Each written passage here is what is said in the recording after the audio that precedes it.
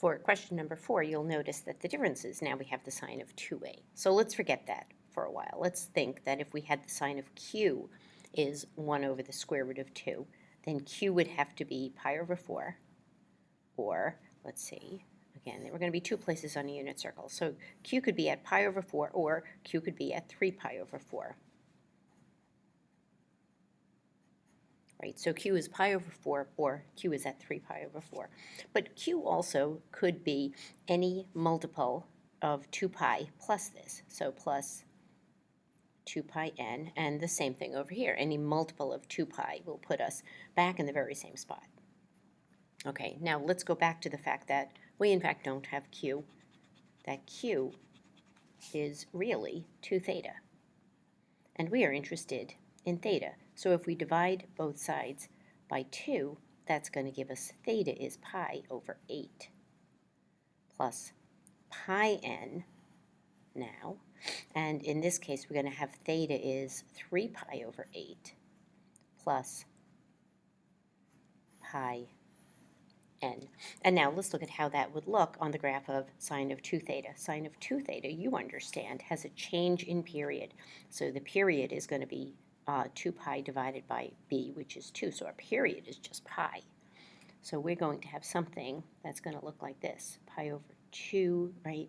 Pi over 2, pi over 4. Each step is just going to be pi over 4. So we're going to have 5 pi over 4, 6 pi over 4, 7 pi over 4, 8 pi over 4. And likewise in the other direction, negative pi over 4, negative 2 pi over 4, negative 3 pi over 4. And it goes its normal sign, so it starts at the origin. Okay, so then we'll do our little twisty here. And same thing in the other direction.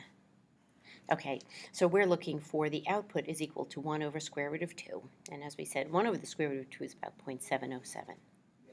So you can come up with this point over here, right? And this happens to be halfway between 0 and pi over 4. So it makes sense that this is theta is equal to pi over 8. To figure out this point, well, we could do exactly what we had done before. Let's use the symmetry. If this distance is pi over 8, then this distance is pi over 8. So in order to figure out this point, I'm going to use pi over 2 minus pi over 8. And I'm going to think of pi over 2 as 4 pi over 8. So that's going to give me 3 pi over 8. So that's where we get our 2 initial values. But notice that the period is pi. So I'm going to have another option at pi over 8 plus pi. And then another one at pi over 8 plus 2 pi, and so forth. Pi over 8 minus pi is going to put me right over there, right? The period is pi now.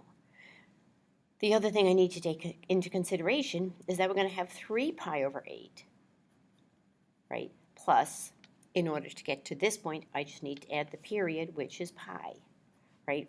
So we're going to have pi over 8 plus pi n and 3 pi over 8 plus pi n. And we can see that looking at the graph. Now, this is where it also gets interesting. If we're limiting the solutions to 0 to 2 pi, right? Notice now I have 1, 2, 3, 4 solutions in there. So our solutions are pi over 8, 3 pi over 8. If I add 8 pi over 8, right, 1 pi, I'm going to have 9 pi over 8. And again, I'm going to add pi to this, and I'm going to think of that pi as 8 pi over 8. So that's going to give me 11 pi over 8. So here, because I'm squishing the graph, I have 4 solutions.